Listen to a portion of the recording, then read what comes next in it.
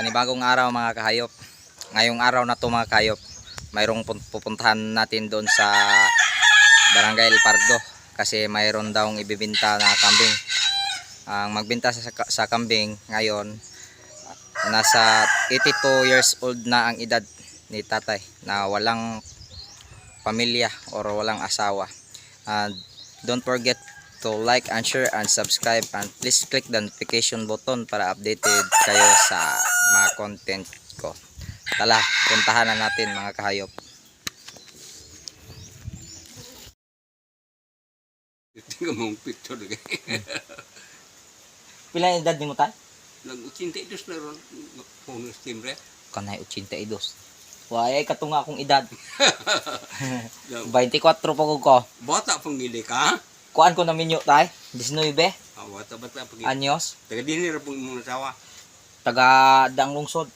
At doon na to mga kahayop yung kanding ni tatay. Pero pakita ko sa inyo. Kambing.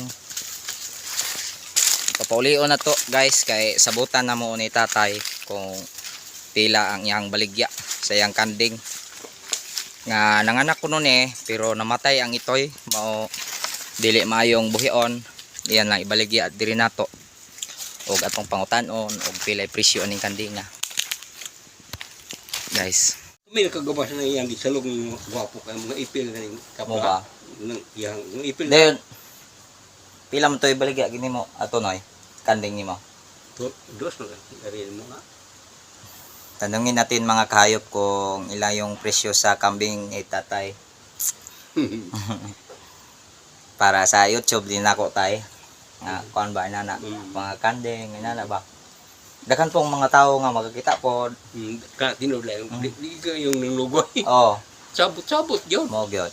Kay ang uban nga mga dato dili ba inani og mga kuan. Unsaon pag kay balo nila nga pag sa presyo sa kanding.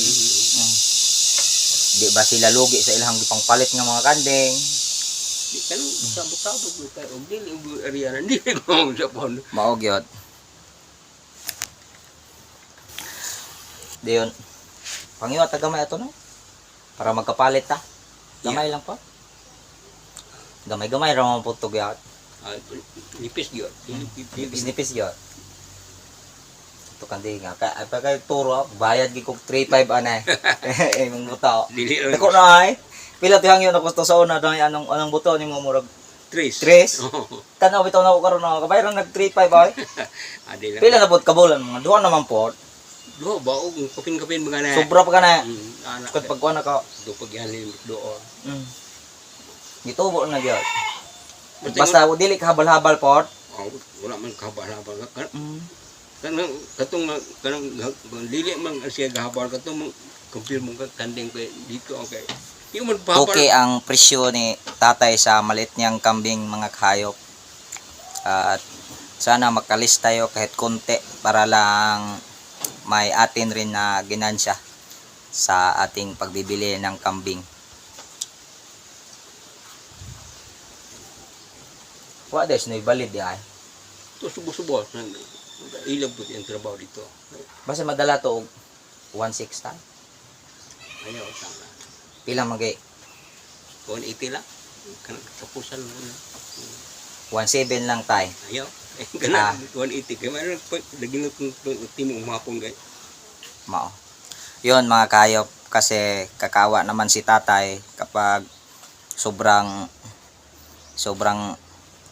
sa pangalan na liit ng ibinayad natin, bayaran natin ng 1.8 kahit nasa 4 kilos lang ang karne ng kambing ni tatay para makatulong lang tayo sa kanyang mga kailangan na bibilhin at bigyan natin si tatay ng 1.8.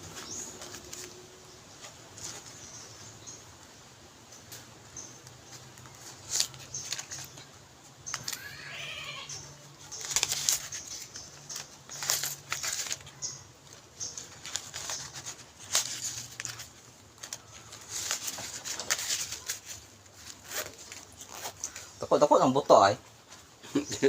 Tubog tong. Ito mga kahayop, yung pera 1.8. Ibigay natin ni tatay para sa kuan, halin sa kanyang kambing. Yung bayad natin sa kambing na binibinta niya. Ito. Yun mga kahayop. 1.8 ito. So, tay. Salamat po tay. Okay. Paibawan niya kung ano mo po tay. Basta imong area na imo. Ito yung kanding nga atong gipalit mga kayop sa lagang 1.8. 4 kilos ng karne. Mailap. Matalinong kambing. Mga kayop. Hindi magpahuli.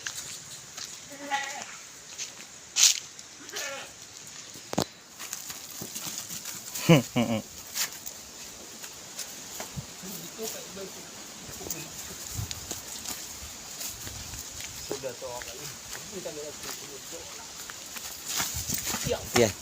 Ay lang. Yung luya. Ako lang noy. Luya. Oh, mailap mga kayop, mailap. Sobrang ilap ng kambing ni tatay. Huli ka ngayon.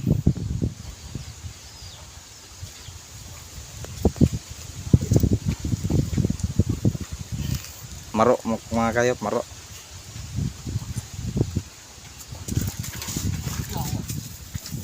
Hindi, direra ni man.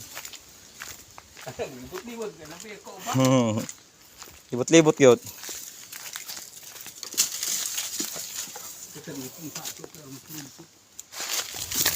Ah, huli. Huli. Maro ka din nga. Dakpan. Dakpan na. Idlasa ay. Pila na katuig imong balay no, mga sobra na ni 50 katuig. Kongod, 55 corona 1955. Kaya na sa. Itna pa mo ko sa itlog sa kong papa na nay. Wala pa ka nagmutawa na. Anak gyud.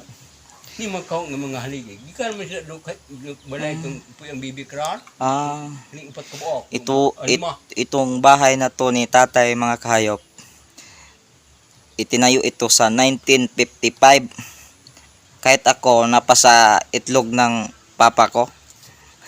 Yon, yung bahay ni tatay mga kahayop. 1985 pa yung itinayo. Taasa pug kuan oy. Anak man ng mga habog. Taasag atop oy. Habog.